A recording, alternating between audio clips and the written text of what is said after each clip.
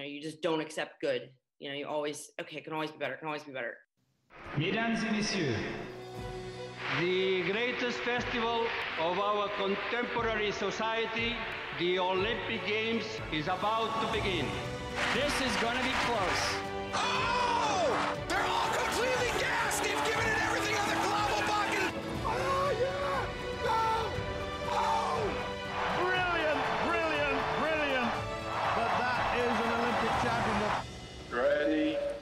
Hello, fans of TKFLASTANIs, and welcome to another episode of Keep the Flame Alive, the podcast for fans of the Olympics and Paralympics. I am your host, Jill Jarris, joined as always by my lovely co-host, Allison Brown. Allison, hello, how are you today? Hello, I feel like I should say something nice about T-Bach. Oh, because he got reelected? I am very glad he got reelected because we get to say T-Bach for 4 more years.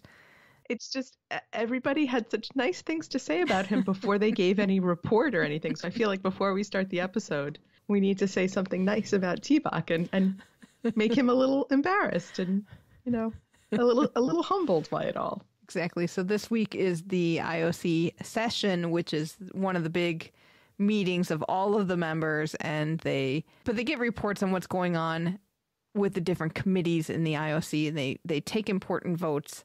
Like this important vote this time was who was going to be the IOC president. It was bound to be T-Bach because he was running unopposed. So he will have a 4-year term that will end in 2025.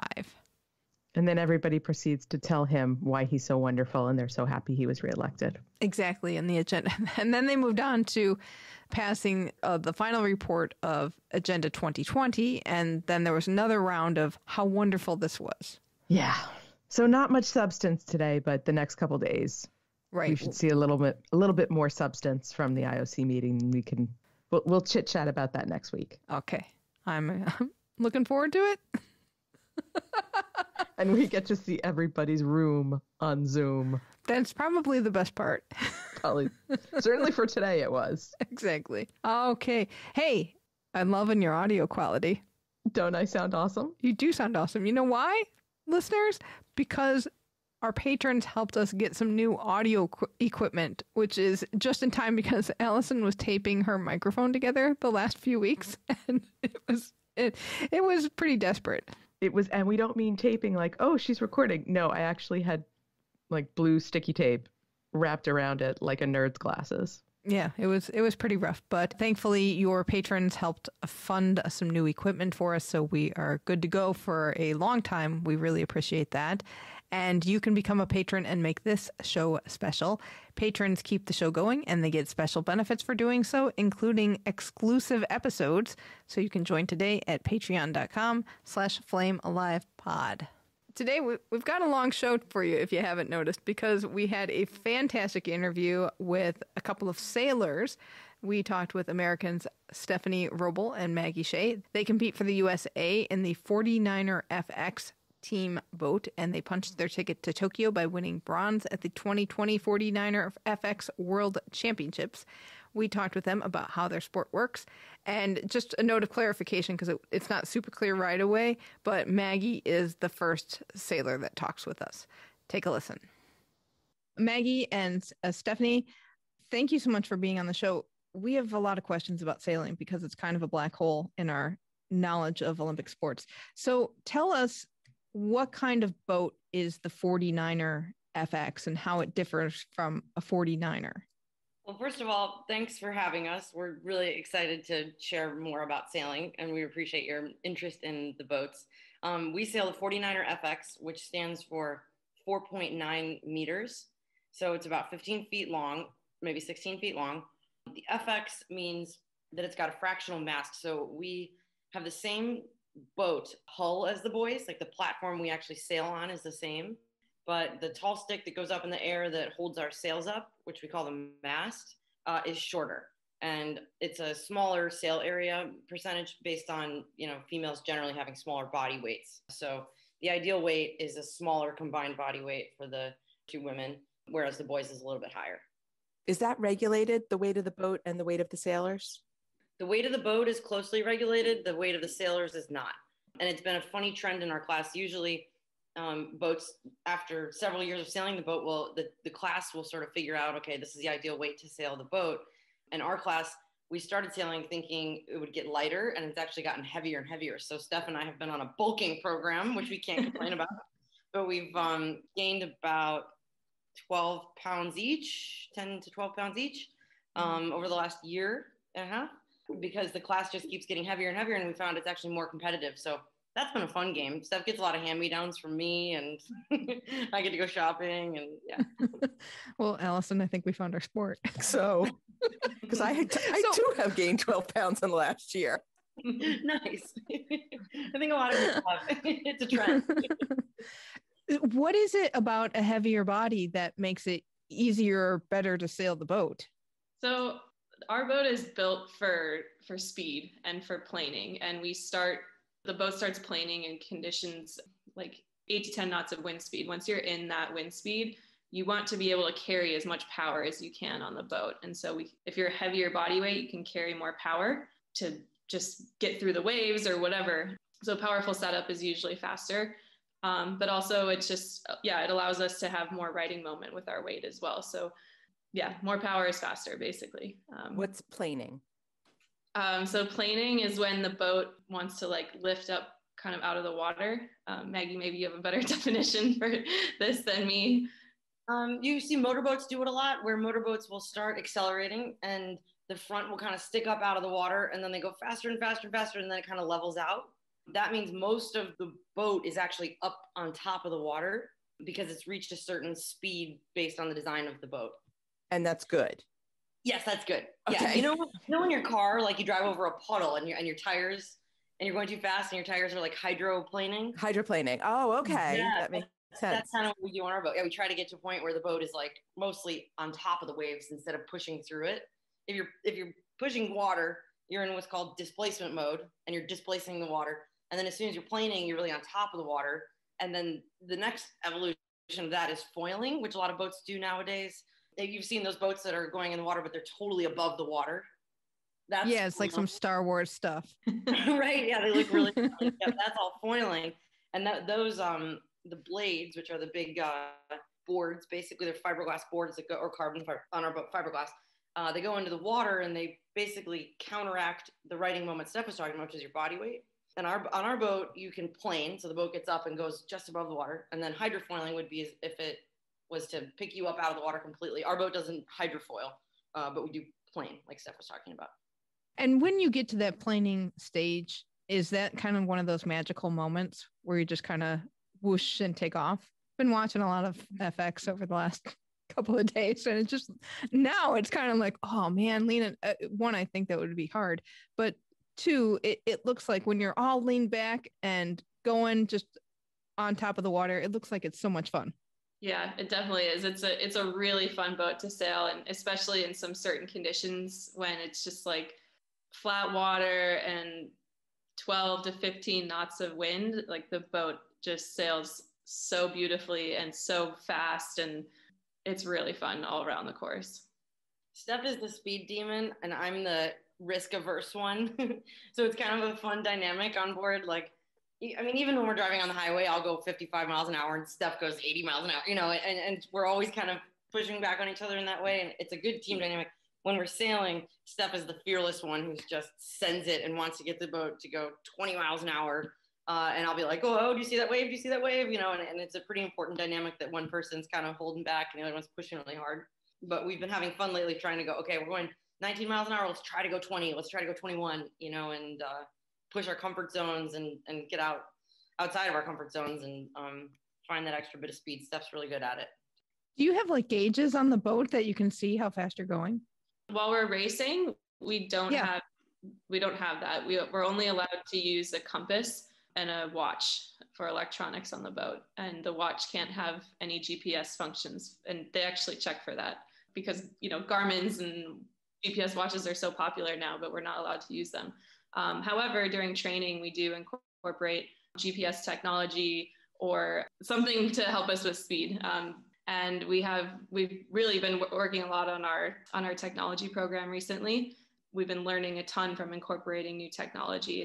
It's been a huge game changer within the sport, not only in our class, but multiple different classes. And It's just amazing what the feedback that we can get on board when we have these instruments on board with us.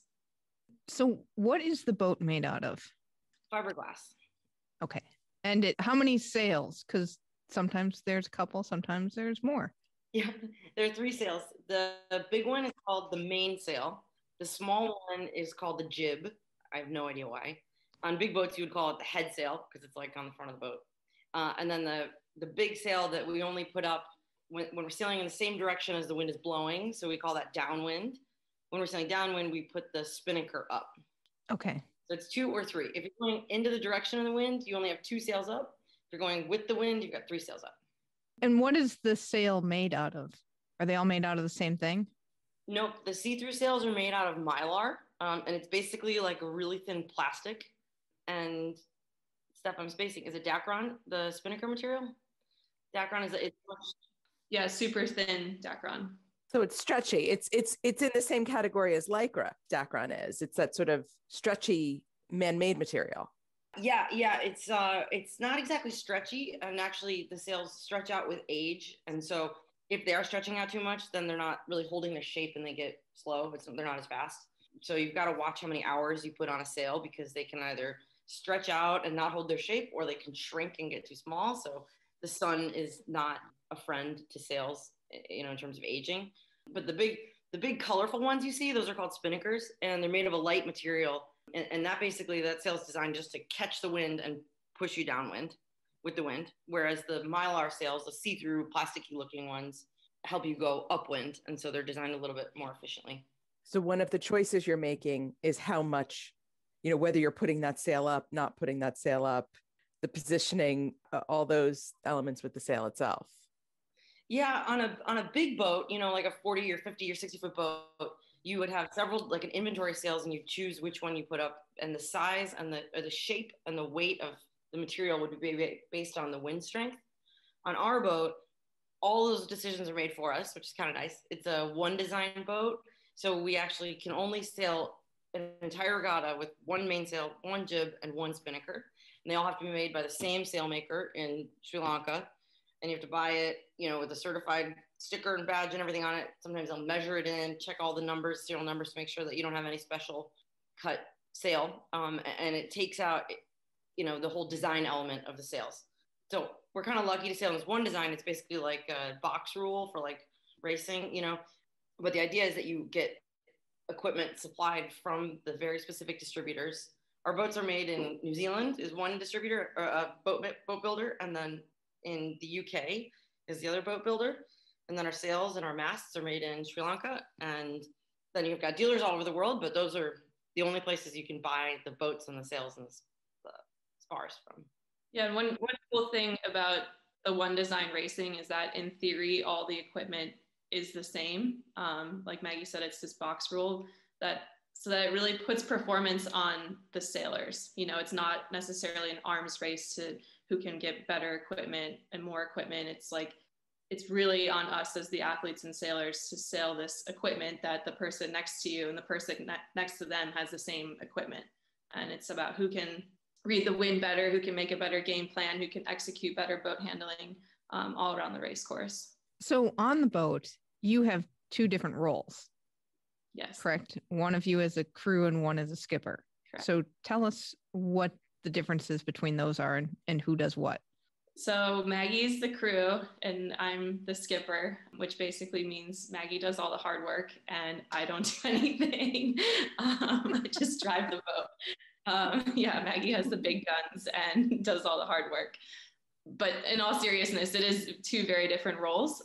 I drive the boat around the race course, and I'm kind of making decisions based on like what I'm seeing around the course, how, tactical decisions that we want to make based on what we know about the wind and what boats are doing and where we are in the course and what position we're in the fleet.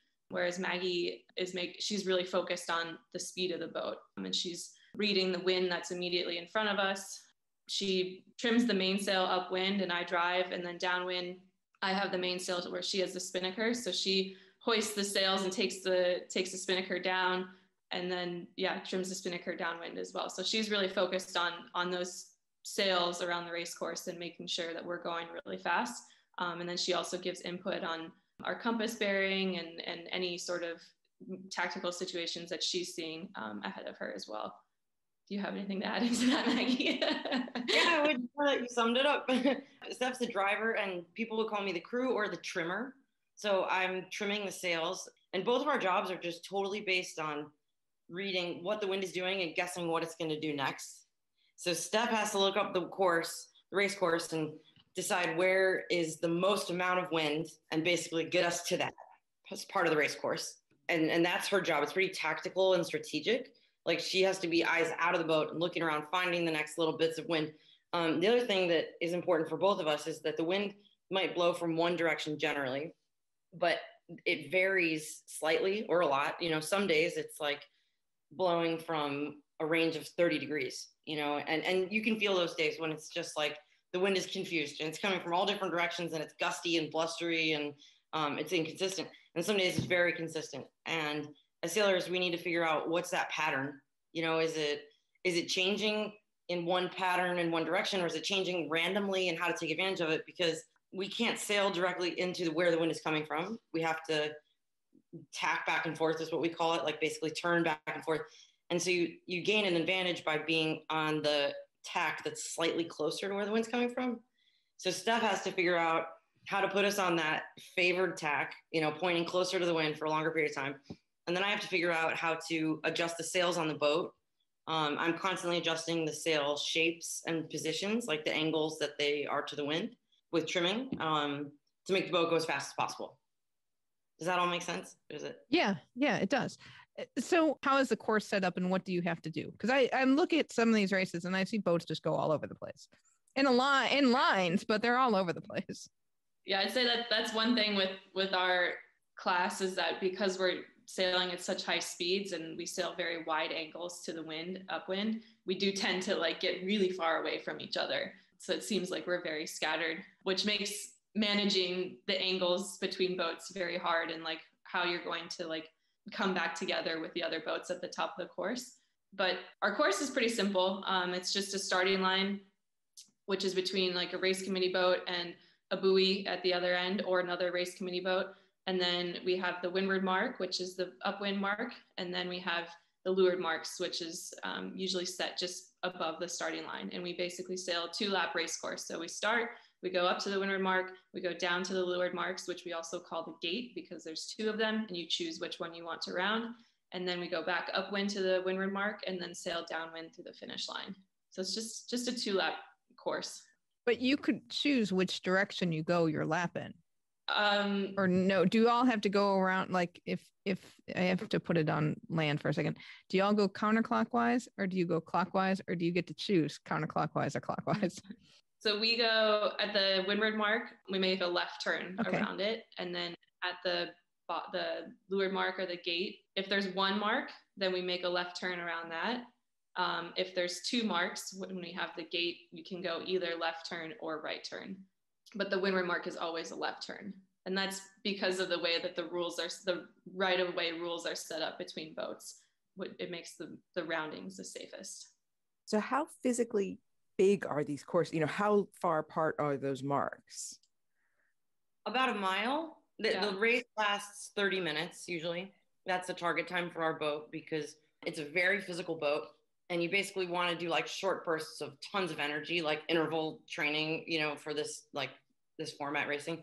And so it's about 2 10-minute legs and 2 5-minute legs. So it takes about 10 minutes to get to the windward mark Steph was talking about, 5 minutes to get downwind, 10 minutes to get back up, 5 more minutes to get downwind. So in the sailing world, this is more sprint than marathon. Exactly. Yes, totally. Definitely. The marathon racers are much bigger courses. Their races can last like over an hour, and they train for more endurance. You know, their heart rate will be 120 to 130 the whole time. Their muscles have to be more, built for endurance, whereas we are like short explosions of power. Do people ever get just totally blown off the course, just like lost?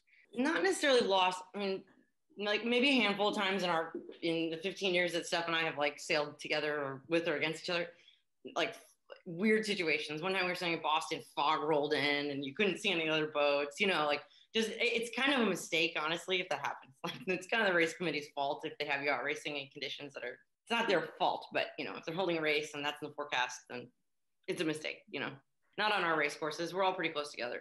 Our boats do wipe out, we capsize a lot, which is when you see a boat flip upside down. And that's just mainly because the boat's a really high performance boat. It's really difficult to sail in a lot of conditions. And so Steph and I laugh sometimes that we train, like our training is, we basically will spend entire days working on like the building blocks, like the basic maneuvers, because it's important to master the basic maneuvers, obviously, but also because in certain conditions they can be really challenging to execute. So sometimes it'll be a really windy day and we'll go out and practice jibing, which is just turning downwind.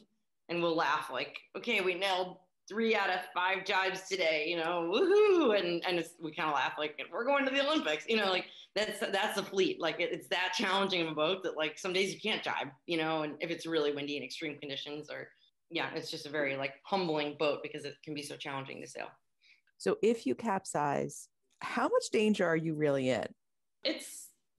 We've luckily, knock on wood, have not been in a dangerous situation. And when it's coming too, like you kind of brace for impact. And, we have like on our team, we kind of have our protocol for like when it does happen. And based on how it happens, we have certain jobs or certain things we need to do to get the boat back up, right? But, that being said, like we have a coach boat out there with us all the time. And then there's safety boats and there's tons of coaches around. So if anything were to happen, we're able to like wave someone down pretty easily.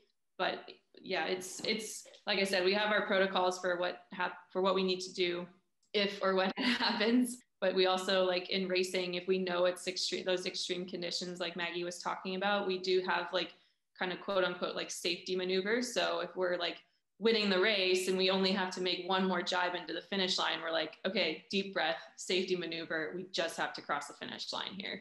Because obviously we try to avoid capsizing at all costs. Right, because how long does it take you to get the boat back up and back to racing? Minutes. And based on like the conditions and then also like the way that we capsize, like if we do it downwind, and which is the most common way to capsize, you have to get the spinnaker in and like the wind will like blow the boat over. So it's actually totally capsized, like the mast is underneath the water, which we call turtling the boat. So we turtle, then it takes a long time. I have to like hang on to Maggie and we have to create a bunch of weight to like bring the mast back up underneath the water. And it can take like, I don't know, between 5 and 10 minutes, maybe. Okay. There are like really extreme days where capsizing is part of it, and if you don't capsize, you'll be in the top 5. If you do capsize, you could still be in top 10. And that's like the really most extreme conditions that we race in, when the waves are really big and there's a lot of wind. In this fleet, capsizing is just part of it. So you do learn these protocols. I would say we're not like at grave danger, or risk of like, in generally speaking, it's pretty safe. We do get minor injuries a lot though. Like you do get pretty thrown around the boat, but that's part of it. And we wear thick wetsuits and helmets and we have fun. No, I'm a big fan of biathlon. And the thing about biathlon is you never know who's going to win. And that seems to be what sailing is like. You never know who's going to win on a given day. And so since you all have the same type of boat or the same manufactured boat, it really is skill and anybody could be on top of the podium.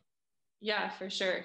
It's a sport that's different day to day. We can show up for racing one day and have massive waves and 20 to 25 knots of breeze. And then that front passes and the next day we have 5 knots of breeze and it's flat water. It's a totally different sailing condition. So one thing that we really try to focus on is being well-rounded in all those conditions, because maybe one team is really, really good in windy conditions, but they're not as fast or good in lighter conditions. So, at the Olympics, we can expect to see anything with the conditions. And so we're really focusing on trying to be well-rounded with our skills in all of those conditions.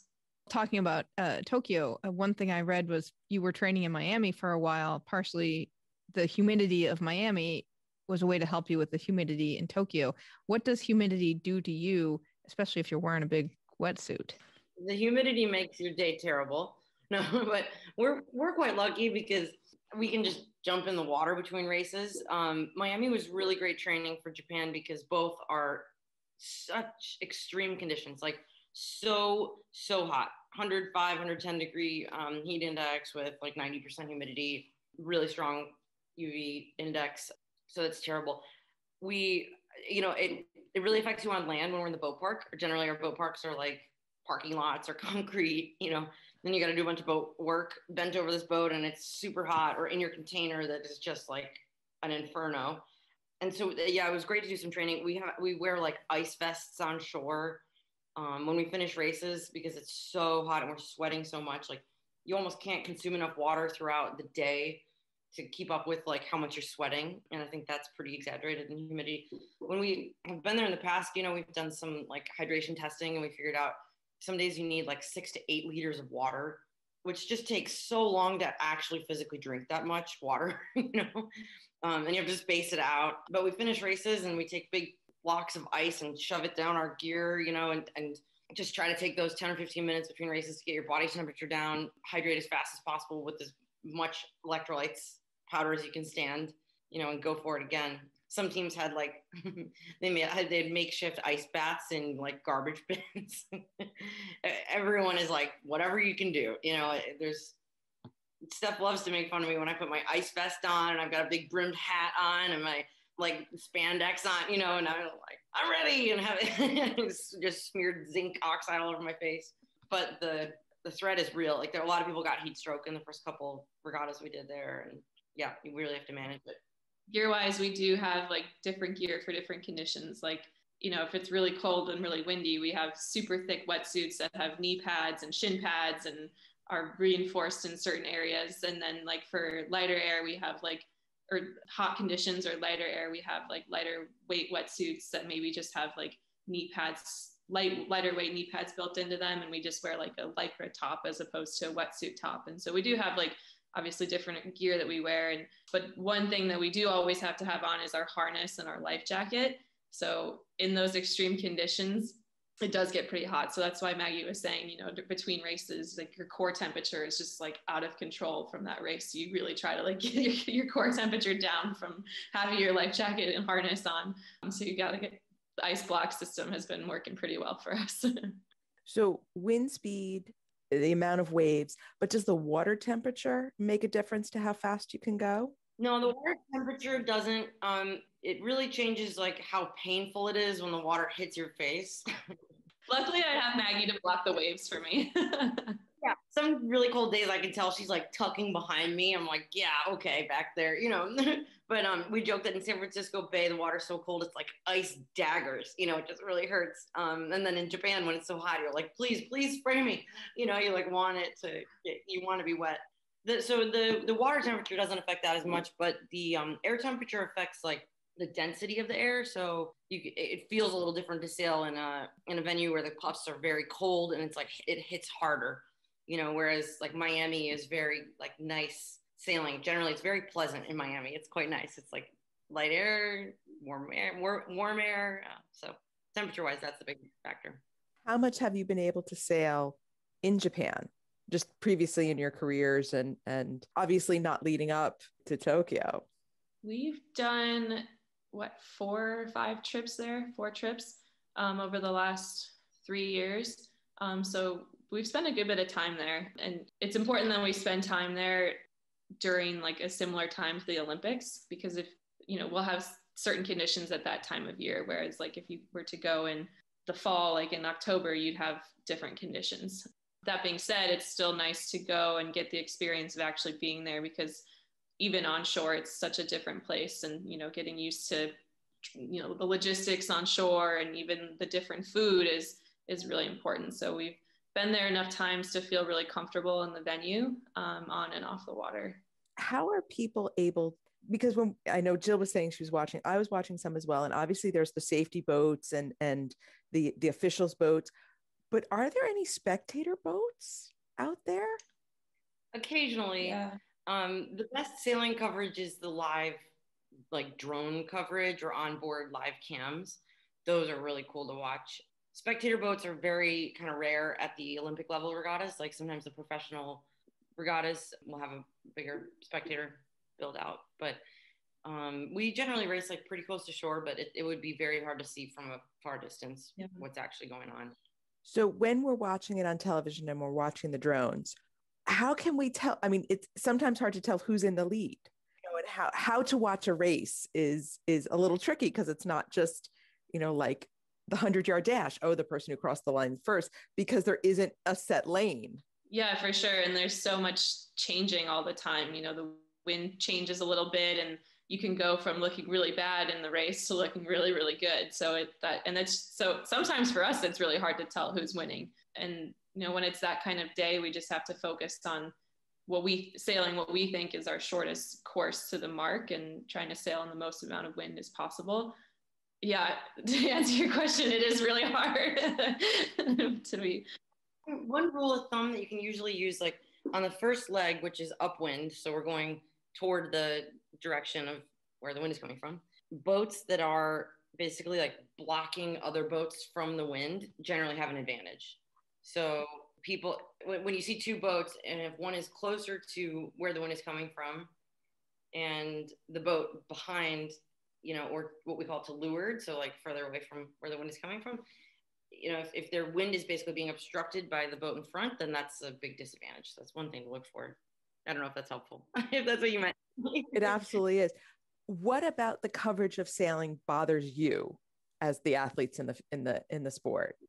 Well, I think first of all, like the coverage has gotten so much better over the last few years that I actually think we should take a moment to like praise that because the coverage has gotten so much better. And it's actually really cool for us as athletes, because after an event, we'll go back and watch a lot of the footage, and like getting that drone perspective is actually really cool. We can learn a lot about our tactics and strategy and what other competitors are doing. So that's pretty cool. Or even what you wish was different, what you would like to see, what you think people, because a lot of people don't, like we were saying, don't watch sailing because they don't show it. And when they do show it, it's confusing as to what's happening. So what do you think could be to draw more people into it? I think the science behind sailing is really cool. And people actually like, they know a lot more about sailing than they think they do. When you start comparing sails to airplane wings, people are like, oh yeah, I get that. Okay. I think if we could promote like a short explanation of the science behind sailing, I think it could help people understand a little more of what they're looking at, maybe. But maybe that's just boring. I don't know. I find that stuff cool, but I don't know. Maybe people would be like, this sport seems even more complicated than we thought, and it would scare them away. I'm not sure. Well, it's interesting how much science is involved with sport, and how many like angles you have to measure, and for you measuring the wind and knowing that stuff. I think it's fascinating. Totally. Yeah. And Steph and I, we love to take a really academic approach to our campaign. So we love when a coach is like, okay, we're going to sit down and have a debrief and teach a lesson. And then we cherish our notebooks and our call books and our spreadsheets and our game plans and our playbooks, like all those things we're very, we like to take an academic approach to it. So we find that stuff, we love geeking out on that stuff. So in terms of game plan, do you build different game plans for different weather situations? Yeah, for sure. So our process each day is on a racing day, we'll receive a forecast from a professional meteorologist, and then our coach and Maggie will read it. I'm not a huge fan of reading it. I like to get the Cliff Notes version from the coach and Maggie. Then after the forecast is read, then we actually get on the water and we say like, okay, are we seeing what they forecasted? Okay, like yes or no. And then we also like take into account like, okay, what type of day is it? Is it a day where the wind is just like coming from the open ocean? We call that maybe like a sea breeze day, and the wind has certain characteristics on that type of day. Or is the wind like coming over the land where you have like the wind is like really shifty and changing a lot in velocity and changing a lot in angle. So those are two totally different types of days. And then that changes our tactics and our strategy and how we set up the boat and all sorts of things. So we definitely have like different plays and different moves for those different conditions. Maggie, I mean, when you look at the weather report, what excites you about that? Wind strength can excite me for sure. If I see a windy day, I'm like, it's on. It's going to be a big one. It's important as a crew also to just have an idea of how physical the day is going to be, because I might require a lot more calories or a lot more water, or, those are pretty basic. A lot more gear if it's going to be cold. That's all pretty like basic on the forecast. The cool thing about the forecast is like you basically conduct a scientific method every day. You have this forecast, which is a hypothesis, and it's someone saying, hey, high confidence, low confidence, average, they kind of tell you how sure they are based on all the different models they look at. And they have this guess of what's going to happen. Then you go out sailing, and it's just a race to see who can make more observations about the race course. Because like Steph said, it's just never the same day to day. No two race courses are ever identical. There's never consistent wind all the time, exactly the same. Sometimes the patterns will be similar. So you'll get used to like sailing in that venue, you have to race to that wall, and the patterns can be similar, and the geographic features can have the same impact on the wind in different race courses, but they're really never, ever the same. So you go out throughout the day and you're just gathering data, right? Okay, we thought the wind was going to shift right at 10 o'clock. We think that's going to happen. 10 o'clock rolls on. Did that happen? Yes or no? And yes, okay, then our confidence in the next thing that the forecast mentioned is higher. And if not, it's lower, so we're constantly assessing like, this is what we think is going to happen. Did that happen? Yes or no? Gather that piece of data and helps us make the next decision even better. Some days we say you have to have short memory, like it's anyone's game. The forecast was totally weird, or we get out there and it's not at all what it is. Rip it up and throw it out. Yeah, just forget what you read completely, and we'll remind each other, have a short memory, because we'll say, okay, last leg, that side gained, and then that side gained, and then unclear what happened after that, and then we just say, okay, we got to forget about whatever's happened in the past. Steph has to look up the course, see what she sees, trust her gut, and sail to that wind. So the forecast is cool in the sense of it's just a guess what's going to happen, but the strategy that we tweak throughout the day is another really interesting part of sailing, I think. How are you able to communicate during the race? Because I would imagine it's very loud. It's not like super loud, but I think something we focus on is super clear communication. We're actually like standing like literally right next to each other. Like I could whisper in Maggie's ear if I wanted to. And like downwind, we actually like basically like hold hands sometimes when it's really wavy. So we spend a lot of time like really close to each other. Yeah, did you get new detergent? I'm like, come on, how did you know that? Like, we spend too much time with it, and we're right next to each other. Yeah, or sometimes like Maggie has bad breath or something. I'm like, oh. Never. I would never have that. No, I'm kidding. It's from all the shot blocks I eat. Steph can like take the shot blocks and goo gels and everything. She's like, what's that? So talking isn't hard. I would say like when my heart rate gets up, I mumble, and Steph is really good at deciphering Maggie mumble, so that's one thing.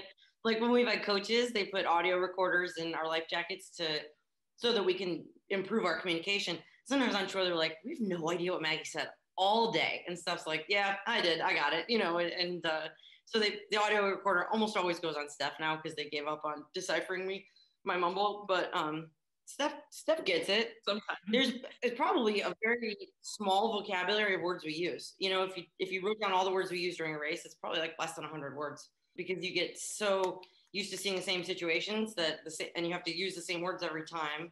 So we debrief that a lot. If I say one thing, or if Steph says one thing, like calls out a play, and I do the opposite, that's not fast. So we talk a lot about what those short little phrases mean. Mm-hmm. We communicate with other boats. Our coach told us recently that I was shouting in another boat because some rules require you to shout and like kind of alert the other boats. And then some situations from a self-preservation standpoint require you to shout, when boats are converging quickly and you're not sure what they're going to do. And it was funny because our coach was like, I have no idea what you were yelling about to that boat. And languages come into it. We're sailing. English is the official language of sailing. But if I'm not clear in what I'm saying in English, or if heart rates are high and boats are converging at fast speeds, like you have to make sure your point gets across. And so she was saying, hey, you should say this one thing instead of that, because that really makes a point, and that doesn't. So I think that's an interesting part of it. When you talk about your heart rate getting high, what numbers are we talking about? My heart rate, I'll reach my max 195 sometimes on the boat, especially if it's a really physical day. But over the course of a race, it'll probably average 160, and then spike when we do a lot of maneuvers. Steph has a different day, I think. No comment. No. I average like 110 to 120 during racing, and like around the marks, maybe 140, 150. If we're yelling at another boat or things are really intense, like maybe 160. I have a very different day on the boat than Maggie does. So is your off-boat training then very different? Yeah, and it's a big reason why our jobs are so different. When my heart rate's 170 for several minutes and spiking in the 180s, 190s, like I just can't think as clearly as Steph, and that's why our words are really quick and concise. And sometimes I'll even communicate that, like, hey, I'm maxed out. You have to think for both of us, basically, is what that means for the next 5 minutes or 2 minutes until I recover. You got to think for both of us. And we have a lot of those trade-off moments, like especially if Steph's really focusing on something driving. And she'll say, okay, no eyes or something. And that means to me, okay, you look at what that boat's doing, because tactically next move is determined by when they do that. And so we have a lot of these trade-offs where we'll tell the other person whether you're thinking clearly or whether you can see well, or so some of it has to do with physicality, and then some just a job division responsibility.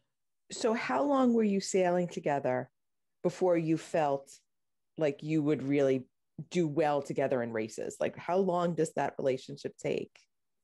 We've been sailing together since we were in high school. So what is that, 15, 16 years ago? And then we've been sailing on and off together ever since then. And the summer or fall of 2016, after the Rio Games, Maggie called me and was like, hey, like, let's go sail together in this boat. Let's do this. Obviously, it was a lot more complicated than that, but that's the short version. And it was a no-brainer for me to sign up to sail with Maggie. She's an amazing crew, an amazing athlete, and incredibly determined person, which are obviously all important qualities to have on this campaign trail. And we put in a lot of time together on and off the water. And I would say, like, so we've been sailing together in this boat for 4 years now, right? And I don't know. And like, I guess I've just always believed in our team and believed in us. And it's a matter of, I had never sailed the boat before when we started sailing together. Maggie had sailed the boat for 4 years before. So she obviously came with a lot of experience, and I was like, she was able to teach me a lot, and I was just like trying to keep up with her. So there's a lot of learning going on early on. And yeah. Well, I'll chime in, and Steph, you're making me blush now. Thanks for saying the sweet things. I mean, I have a ton of respect and admiration for Steph. And I think that's, one thing at the base, the core of our team is that we have a ton of trust and mutual admiration and mutual respect for each other. We do very different jobs on the boat, and I'll say, hey, no one can drive better than Steph, and there are things that she does that no one else can do. And that's a really cool feeling to sail with someone. And we also push each other really hard past our limits. We had to stop working out with each other because we were getting too competitive, and we would do stupid things. I mean, we love to race each other. We love, everything is so competitive, even like I've sent more emails, or, in a fun way, we're always competing with everything. And we have to consciously like kind of cool that down sometimes, and we really like that because it just pushes, we find new limits in ourselves. And I really appreciate that about Steph, that she's like, sometimes it's so irritating. No, I'm kidding. But we'll finish the day and she'll be like, but that could be a little bit better. I'm like, oh my gosh, we just made so much progress on this. Can we please just check this box and move on to the next thing? Steph's like, yeah, but I really think it could still be better. And that's a quality about her that I think has really carried, that in addition to her work ethic has really helped just drive the team forward, because, you just don't accept good. You always, okay, it can always be better. It can always be better. And it can be exhausting, but it's a pretty cool quality that has left, I think, Steph's determination to like continually improve leaves us hungry. We're like, yeah, that was a good regatta, but we could probably do 20 things differently. So next time, it's a funny thing, because you just never feel like you're going to get to the end goal. And I think that's a nice way to keep the focus on the process instead of on the results. I'm totally fascinated by pair sports because it's such an interesting dynamic, because obviously you're not on your own competing yourself, and it's not a team where you've got 6, 10, 12 people. It's this very intimate pairing, but you're not individuals. Right. Totally. You're always reliant on the other person, but there's only 2 of you. So there's no buffer. There's no making it simple and, oh, I just won't deal with her today. I'll work with everybody else. It's just the 2 of you. And on top of this, you're alone on a boat in the middle of the sea. Yeah. And so it's like really, and we're travel partners and we're business partners. We share a bank account. We room together most of the time. We travel together. We go crazy with each other sometimes. And that team dynamic is probably one thing that we spend half our time, if we think about the amount of time we talk with a sports psychologist or debrief in our debriefs, like we're debriefing teamwork and communication so much of the time. And we're really lucky. I mean, we laugh together so much. We love hanging out with each other. We choose to be around each other, which is nice, when usually, if you're in this kind of an intense relationship, you're like, I need space, or people kind of frame the rest of their lives to have space from each other. Whereas we both live in Miami, we've got similar friends. And so we're really lucky in that sense. But that's not to say that it doesn't get really hard. It gets hard, it gets uncomfortable. Sometimes we do our best work when we're chafing each other a little bit, when there's a little bit of tension and there's a lot of feedback, or maybe, not a lot of feedback, but someone's wrestling with a new concept and it gets uncomfortable. But we spend a lot of time and energy kind of figuring out this dynamic because we learn differently. For example, I can hear things and process them. I process better that way when I can hear and write things down later. And Steph is much more visual, so even in a debrief, like I'll rapid fire questions and coaches will, and Steph will be like preferring a diagram, whereas I'll look at a spreadsheet and be like, that doesn't mean anything to me. And Steph will get it right away, so we have to be sensitive to different learning styles, different mental coping mechanisms. Yeah. I'm very like checklist oriented. Steph is very to-do list oriented, very different ways of getting things done. And that can cause tension, obviously, but we put a lot of effort into getting along. Yeah. Do you see different team dynamics in your competitors? Do you see when the teamwork's not working or how that affects their races? Yeah, I mean, sure. I love a good boat park meltdown. No. It's terrible, but you're like, woo, there's some fuego going on over there, No, we've all been there. You can tell, like, the way, like, sometimes people are, like, sitting in their boat together. Like, they're kind of, like, on different sides of the boat, not looking at each other. And it's, like, you can almost, like, feel the awkwardness flying off the boat. Whereas, like, you can see, like, another team or whatever, like, engaging and laughing or whatever. Like, I feel like you can tell a lot. Or just, like, some mornings, like, you go down to the boat park and on a race day and you say good morning to someone and they, like, don't acknowledge you or whatever. It's like, okay. You have a good day. Yeah. We'll see. See you on the race course. Yeah. I think some of the team dynamics are also, we learn that culture plays a really big role in like, what's the norm for team dynamics. And so some of our training partners are from different countries, obviously. And, I don't want to share some stereotypes, but like, it'll be interesting because sometimes they'll say, gosh, you guys are just talking about this for so long. And I'm like, yeah, we're Americans. That's what we do. We talk things out. We talk about it, and then we talk about how we talk about it. And our coach is Italian. And so sometimes she'll be saying things and she'll be very expressive. And I'm like, why are you yelling at me? And she's like, I'm not yelling. And I had to remember, okay, that's true. She's not yelling. That's just kind of the nature of how we communicate is different, and so we've learned a lot about different cultures through this lens, the teamwork that we've seen. But yeah, it's a really important part of it. If we're not good, like teamwork wise, it's not going to be a good day, Yeah. And we have some rules like, hey, we'll fist bump before races. And even if we're so mad at each other, we'll still do that. Sometimes Steph sends me for a swim when she's really mad.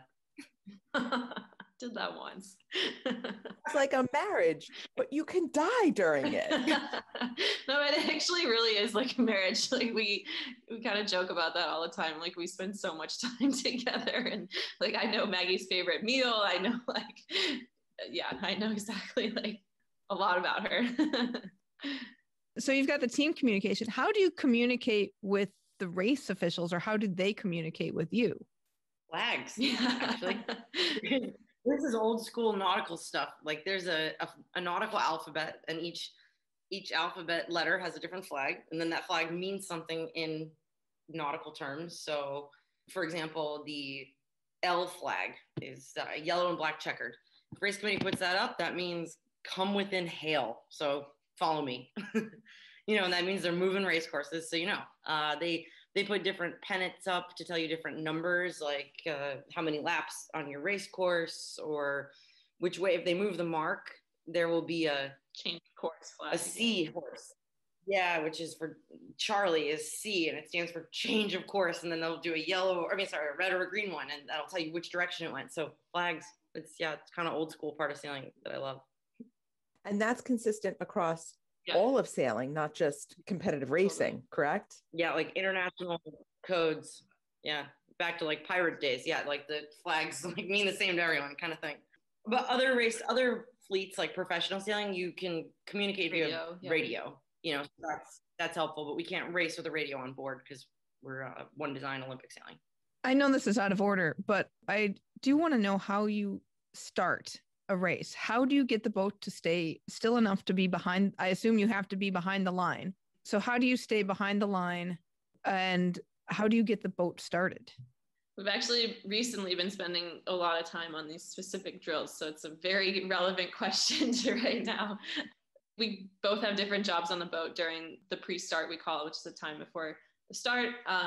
And a lot of it is managing like you said, our speed to the line, like our closing speed, and then like knowing where the line is. So basically Maggie's job is to know where the line is. She's sitting further forward in the boat so she can kind of get a better feel. And she has references that she takes on land to help her gauge like where we are underneath the line. And to be clear, like the starting line is a race committee boat and a buoy or another race committee boat.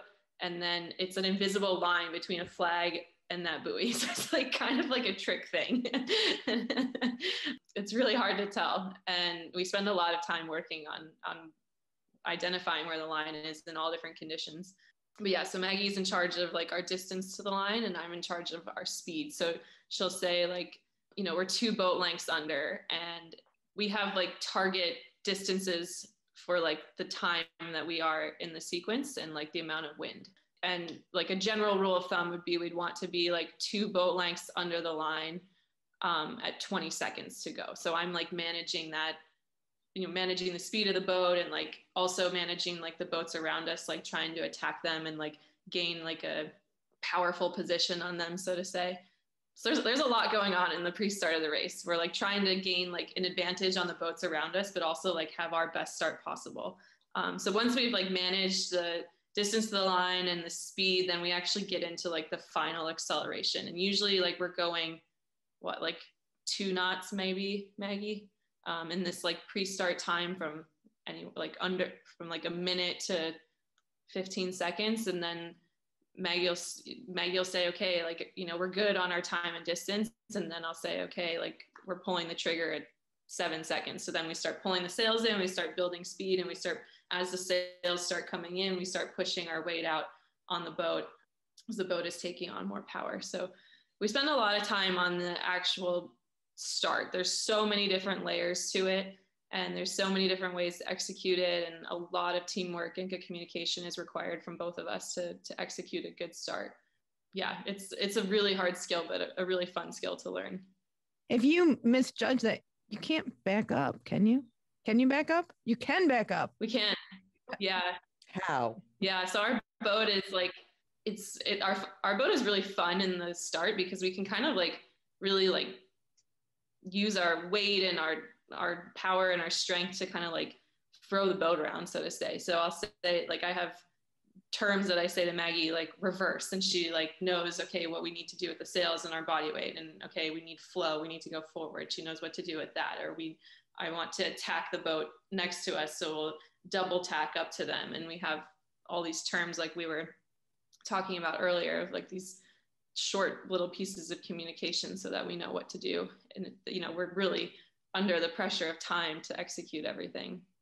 But I'll just add that, yeah, we do a lot of drills to figure out how fast you can go from 2 knots to 10 knots, or basically 2.5 miles an hour to 10.5 miles an hour.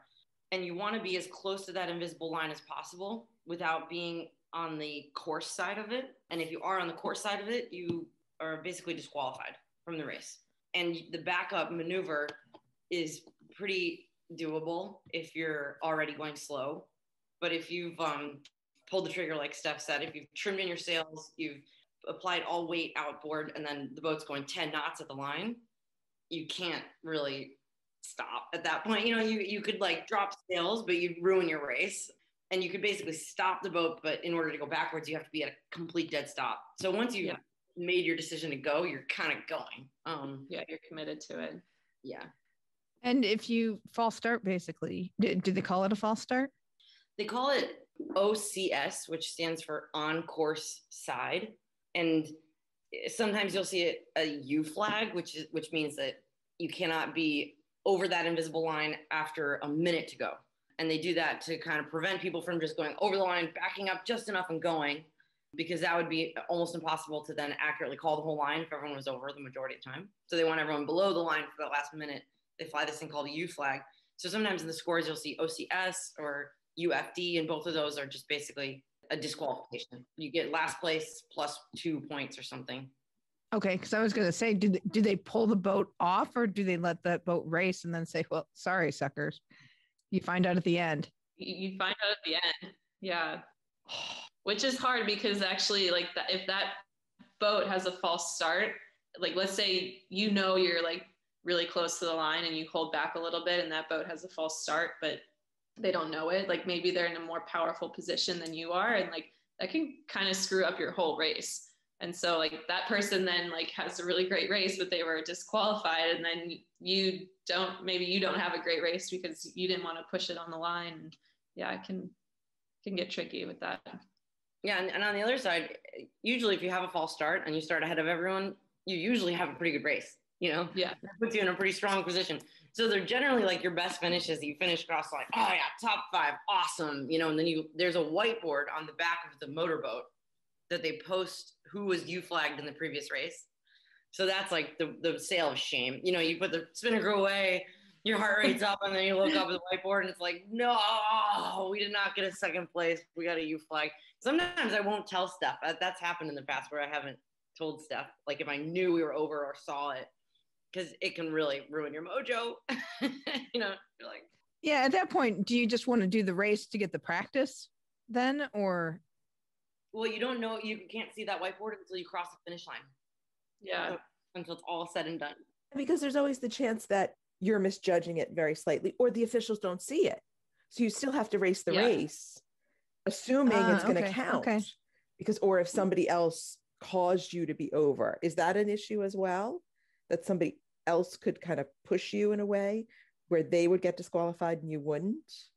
I mean, there's ways to like kind of cover yourself up, so to say, like, and that's like if the boats around you are like getting like pretty pushy on the line, we could say, like, and Maggie's like, we're really close, then I'll say like, I'll try to like keep us like a little bit further back so that like the ends of the starting line can't maybe see our number, or like maybe we're covered a little bit.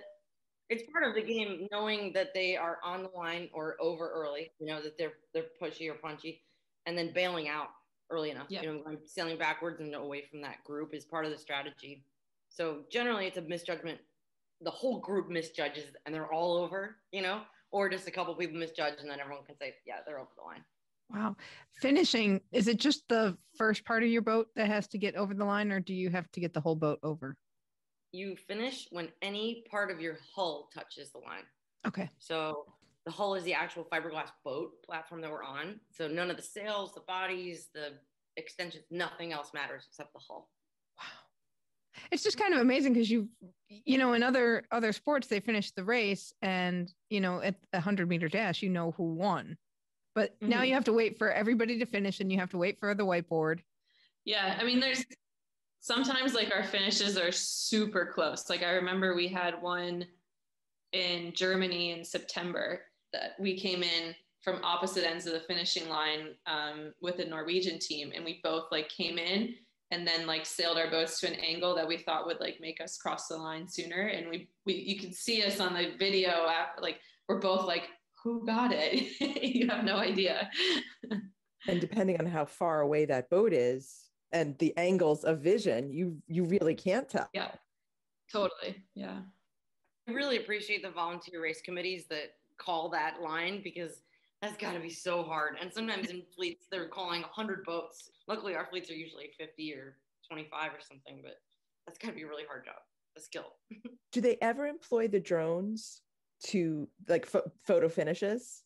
I don't think they can actually use it as a way to score. Like I think this, but oh man, I'm sorry, Allison. I just got my whole little. I officiate roller derby, so I like the official side of everything. You got me on whiteboard. You're getting me on the arguments that are probably going on within your race officials committee about do we use drones or not. I'm so excited already. Now she's going to look into sailing officially. Well, and I live in Cleveland, so I have a lake right there. Perfect. We know some people. And hey, Jill, actually, you might get a kick out of this. The rules change every 4 years. Oh, okay. And so which is fun for sailors, because there are all these tactics that come from the rules, and then you kind of learn the new plays every year, and it's a race to learn them. And this year is unusual because the rules changed the year before the Olympics. So usually it's the same for an Olympic quad. And so it's kind of I think it's fun, and one of the rules that specifically changed was when your boat, the definition of starting and finishing. And so it used to be that if your bodies or your sails or equipment were over the line, you could be called over the line early, but your body was, but your hull was not, or vice versa on the finish line. If your sails cross the finish line, that you'd be called finished, but now it's just the hull. And there is some kind of scuttlebutt, to use a sailing term, that the reason it's the hull is because they might be able to, they're hoping to use like GPS devices some point in this quad to either substantiate the finish or to determine it at the time, lifetime, so that we're hoping technology goes in that direction, that they could have trackers on the boats that would definitively say when the boat finished, but we'll see.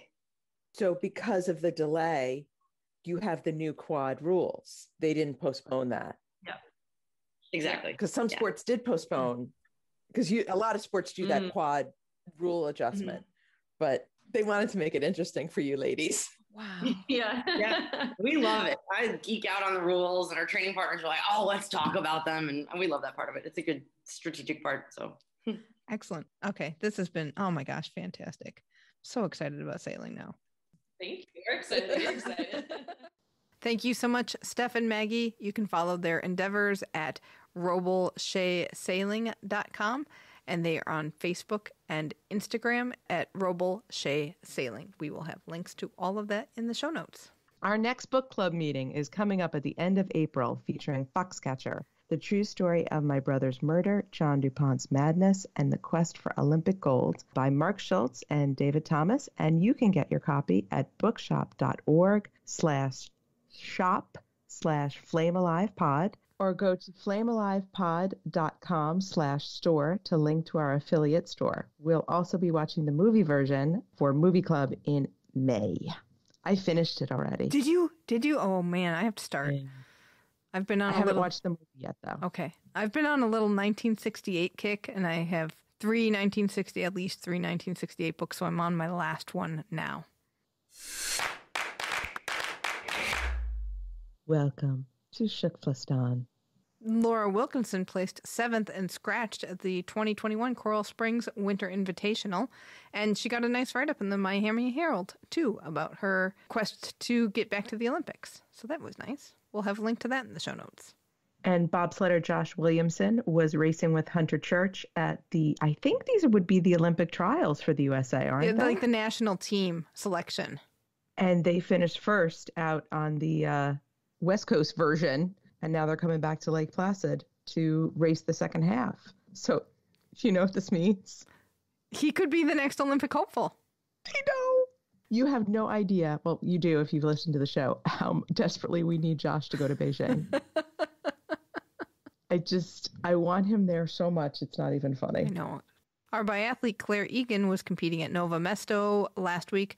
So the U.S. women's relay team placed 6th, which was their best finish since 1995. And that was awesome. It was a fantastic race. They all did so well, but then Rifey wasn't feeling it, and Claire shot really poorly in the sprint and placed 76th. So that meant she didn't qualify for the pursuit race. She's dropped to 33rd in the overall rankings, but there's still a couple weeks left. They're in Nova Mesto again this weekend, and she can redeem herself. And she did post a picture of Rifey in the corner. She did. With its sort of face turned to the corner, like just standing there in shame with the dunce's hat on a rifle, which I didn't know you could do. I didn't know you could shame a rifle like that, but it is well deserved after that race. And speed skater Erin Jackson had kind of a nice week at the U.S. Championships. She placed second overall among sprinters, and she competed in both the 500 meter and 1,000 meter, and killed it with firsts and seconds all the way, except for one race where she was all the way down at fifth. Nice week for Erin. Yeah, and Must she be was the new Toyota. Right, and she was featured in Forbes on Forbes.com. Nice little article about her there. Author Andrew Marinus has released his new young adult book, Singled Out, The True Story of Glenn Burke. Burke was the first openly gay Major League Baseball player and invented the high five. You can get the book on our store at bookshop.org/shop/flamealivepod or at flamealivepod.com/store. And beach volleyball players Kelly Clace with her partner Sarah Sponsel will be competing this week in Doha. Still trying to pull into that second spot for the U.S. to get to Tokyo. So we're cheering for you, Kelly. Oh, speaking of cheering for, do you have friends who love the Olympics and Paralympics? Please tell them about this show because we're still looking for more of our people. We are at flamealivepod.com and all of your favorite podcast apps, including Apple Podcasts, Google Podcasts, Spotify, and Ghana. So you can find us there and follow us. All right, it's time for our Atlanta moment. We are celebrating the 25th anniversary of the Atlanta 1996 Olympics all year long with stories and anecdotes. And I figured since we talked about sailing today, why don't we talk about how the sailing was organized for 1996? Okay, I know nothing because I can guarantee you I watched no sailing in 96. No, neither did I. Sailing was held in Savannah, and Savannah was really excited when Atlanta won the bid, and they really were gunning to host a whole bunch of stuff. They wanted to host softball. They wanted to host beach volleyball. They lost out on both of those. But because Atlanta is landlocked and Savannah is the closest city to open water, Savannah was the shoo-in to get the sailing competition. And they went to town, man. They had their own opening ceremonies and closing ceremonies. I'm not kidding you. They have a cauldron. The cauldron is still there along the river. You can see it. So the sailing competition was pretty big. They had 461 athletes from 78 countries, and they had 10 classes of boats. Wow. And so it was like 10 races a day or more. It was a lot of stuff. So it was kind of a fun timeline too. So the Atlanta Games opened on July 19th, right? So July 9th, the torch relay comes to Savannah, and the torch arrives by a big schooner boat, and then they kind of transfer that to a little motorboat, and the motorboat brings it to shore, and they have a big ceremony, and then the torch goes on its way. 3 days later, Hurricane Bertha made landfall in southeast North Carolina. It was a Category 2 storm, so it was far enough away that Savannah wasn't really affected, but they did pull all the boats out of the water for a couple of days.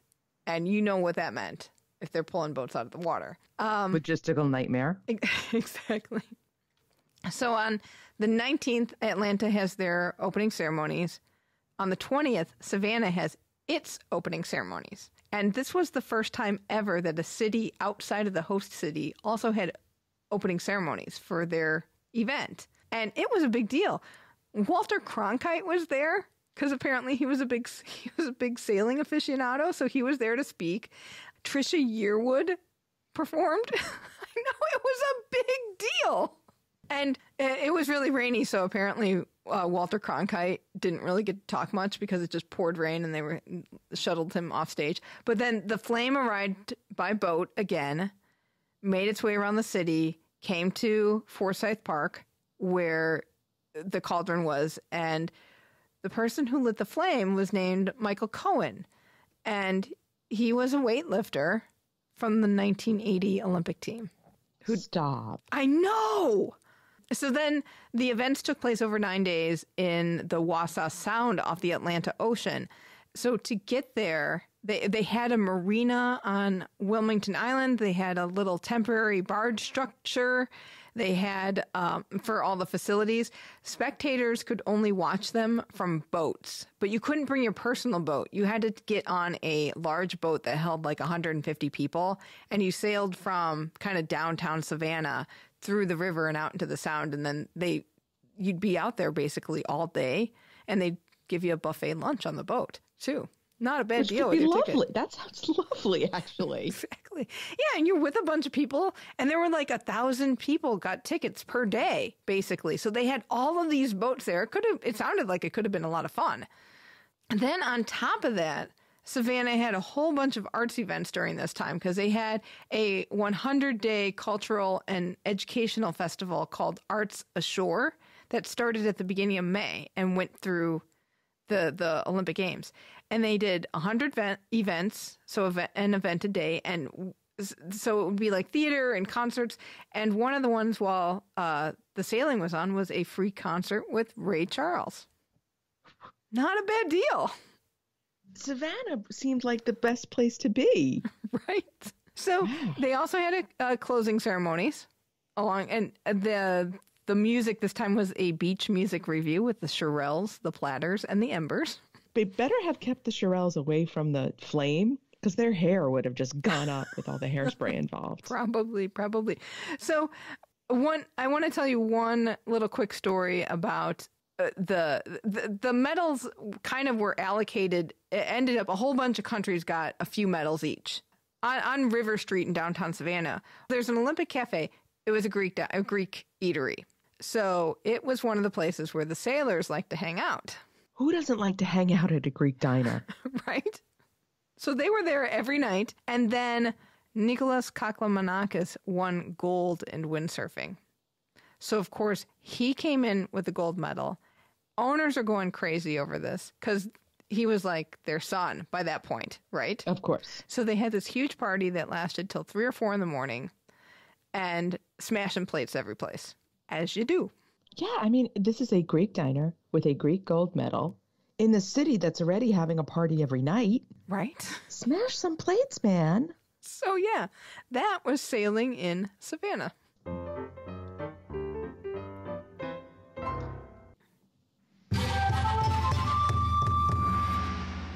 So we have a little bit of Tokyo 2020 news for you. The new head of the organizing committee for Tokyo 2020, Seiko Hashimoto, said the other week, we will decide by March 25th whether or not we will have foreign spectators at the games.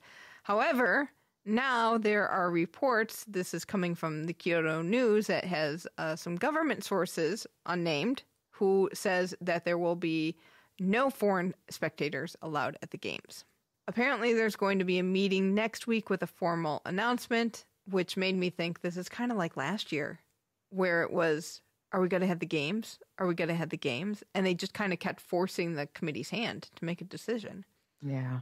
Well, we can't say if that is the official decision that we're really surprised.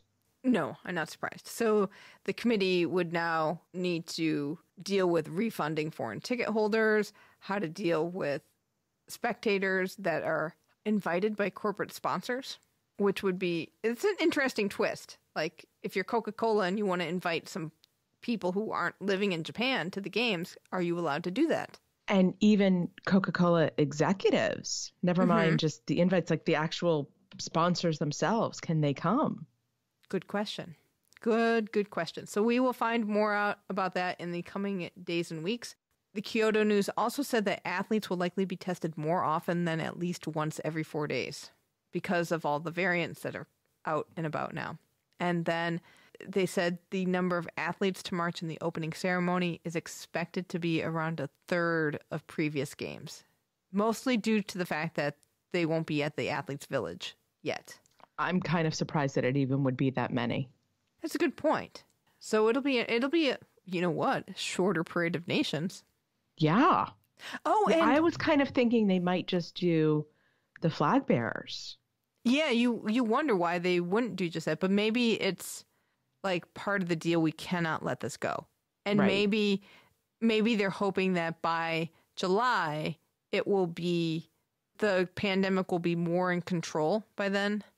That's kind of what I'm hoping. Okay, we have to make a tough decision about foreign spectators, but maybe that means if things keep going in the right direction, maybe we can have all of these athletes around each other. So we'll see. And that decision they really don't have to make until, I don't want to say the last minute, but kind of the last minute. Right. And then the torch relay opening ceremony will be held without spectators to prevent the spread of the virus.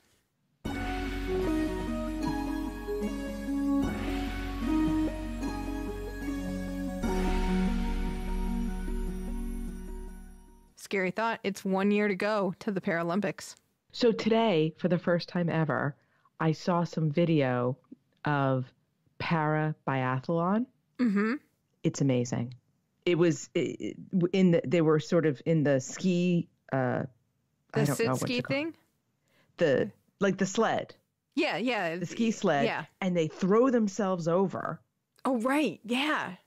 I don't know why I never thought of this, but watching it, so now I'm super excited for para biathlon.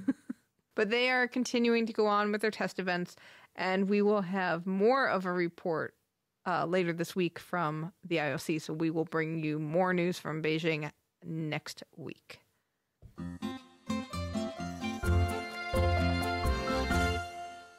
Milan Cortina has announced its logo competition. The Italians need your help in deciding. Right? So they've whittled it down to 2 choices, and they want you to vote for the logo. And it looks like you can vote 3 times. We'll have a link in the show notes, but it's milancortina2026.org. So they've got the 2 logos. One looks like they wrote 26 in like an icy window or in the snow. And it also looks like a ZB, if you're me. And the video that went with that is one of those inspirational, uplifting. Oh, there was videos with the logos? Mm-hmm. Oh, yeah, because then the other logo is kind of boxy, and it's red and green and has a snowflake. But that one, actually, when you see the video, it's dynamic. So it kind of turns, and there's different things that go into those boxy areas. So it reminded me of the LA 2028 logo, which is a lot more dynamic too. So that's why I was voting for that one. I was very torn between the 2 of them. I have not yet voted because I really can't decide. So I would love to hear people's opinions on these 2 logos. Listener Donna and I were talking about it on Twitter, and he's a little underwhelmed, and he's a designer. So, but maybe that's why I'm having trouble. Yeah, so he also thought that the 26 was a ZB. The one problem you have, not you, but the one problem that exists with that second logo, the Dado, there's like the logo Futura, and then the logo Dado. That's the one with it looks like a tall cube with a snowflake on the top and a 2 on one side and the 6 on the other, and the font is reminiscent of video games. Well, I would like to hear people pitch which one they like better, because I am really indecisive. All right, get at us. We are at flamealivepod@gmail.com, or 208-FLAME-IT is our voicemail line. Milan Cortina also announced its fan club, which I immediately signed up for. And it sounds like... this is not like Paris where they don't let us in. See, it's because the Italians. Yeah, I know. Gigi's coming over. Mario's coming over. Giorgio's coming over. Everybody's coming over. The big bowl of pasta. Now, I'm guessing that even though you're in the fan, like I'm in the fan club, but I'm in America, there's probably not going to be as many opportunities for me here in America as there might be in Europe. But I felt very included, not part of Le Club. So they're going to have ambassadors, and you'll be able to attend exclusive events with them. They'll probably have some experiences, probably virtual experiences, I'm guessing, to explore the Olympic territories. There's going to be an Olympic tour. They're going to have a fan wall where you can get your photo added. They'll have exclusive content. They've got a newsletter. And you could be selected to become a voice of Milan Cortina on social networks. And you'd be the first to participate in the selection of volunteers. So if you wanted to volunteer for 2026, join the fan team. I just want them to give me some biscotti and an espresso, and I'll sit in a corner and not cause any trouble. Well, you'd be one of those kind of volunteers who sits in the chair and is just like, yeah, I don't do anything. I don't know anything. Whatever. Go over there. No, I would be one of those volunteers who would be, yelling at people to get off their lawn. You, Mario, off the lawn. What? You call this pasta? This is the nothing. All right, well, you work on that. I think that'll do it for this week. We'll call it a show. Let us know what you think of 49er FX sailing. Email us at flamealivepod@gmail.com or call our voicemail hotline at 208-FLAME-IT. We're Flame Alive Pod on Twitter and Insta, and Keep the Flame Alive podcast group on Facebook. We have a whole bunch of athlete interviews lined up to bring you, but they haven't happened yet, so they don't happen until they happen. We'll let you know who's coming on. We'll probably post it in the Facebook group, so get on there and you'll find out who's coming on the show soon. So as we go out to music by Archdale, thank you so much for listening, and until next time, keep the flame alive. Sometimes you think that you were in a movie, a stopping recreation of what's inside. Sometimes you think that life is just a journey, an endless search for meaning you'll never find. And I never had a reason, but I always had a feeling that it would break me if I go home. So take me back to Tokyo, and it would break me if I go home. So take me back to Tokyo, and it would break me if I go home. So take me back to Tokyo, just to see your face. Woo! There's some fuego going on over there, you know.